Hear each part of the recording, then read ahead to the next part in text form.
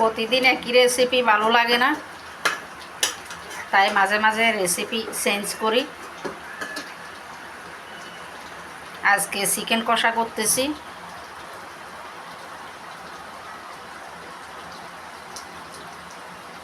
তো এই চিকেন কষা কিভাবে করলাম, সব মশলা দিয়ে মাংস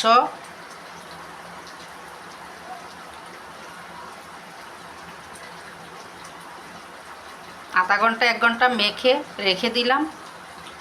একদম সরিষার তেল দিয়ে মাখলাম। কষাতে সরিষার তেলটাই ভালো লাগে, সরিষার তেল দিলে ভালো লাগে। আমি সব সময় চিকেন কষাতে বা যে কোনো কষাতে সরিষার তেল ব্যবহার করি।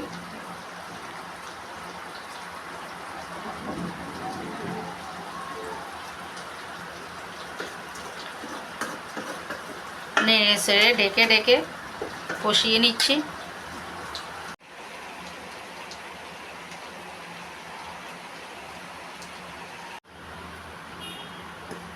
এই চিকেন কষার বিশেষত্ব হলো এখানে কোনো ঝোল ব্যবহার করা হয় নাই।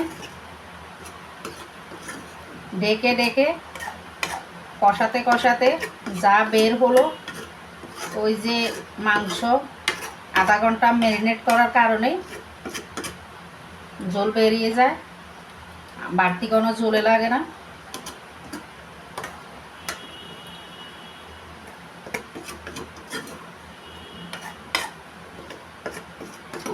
মোটামুটি হয়ে আসছে।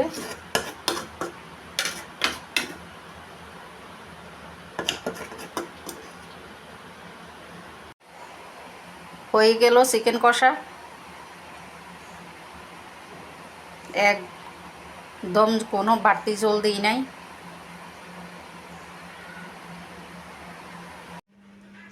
একদম কাঁচা মিষ্টি কুমড়া। এই মিষ্টি কুমড়াগুলো খোসা সহ রান্না করা যায়। আজকে আমিও খোসা সহ রান্না করব মিষ্টি কুমড়া। এখন কেটে নিব। 5 মিশালি সবজি করব, তো সব কেটে নিলাম।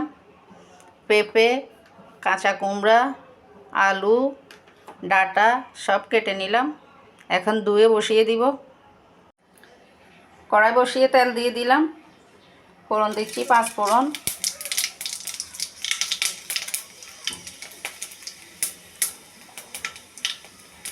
দিচ্ছি তেজপাতা। দিয়ে দিচ্ছি কেটে ধুয়ে রাখা সবজি।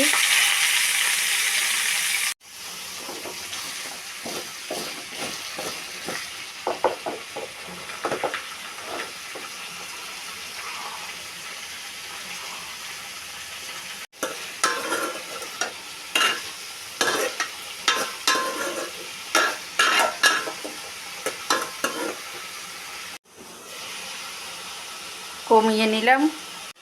দিয়ে দিলাম আদা বাটা, লবণ, হলুদ, কাঁচামরিচ। সবজিটায় লাল মরিচ দিব না, শুধু কাঁচামরিচ দিয়ে রান্না করব। ঢেকে ঢেকে সিদ্ধ করে নিব।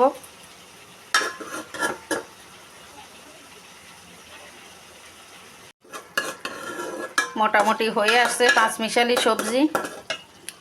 এই সবজির বিশেষত্ব হলো এখানে কোনো জল দেওয়া হয় নাই। ঢেকে ঢেকে সেদ্ধ করে নিলাম।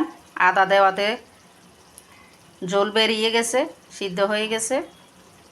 এখন জিরে গুঁড়ো দিয়ে বা জিরে বাটা দিয়ে নামিয়ে নিব। দিয়ে দিচ্ছি জিরে গুঁড়ো।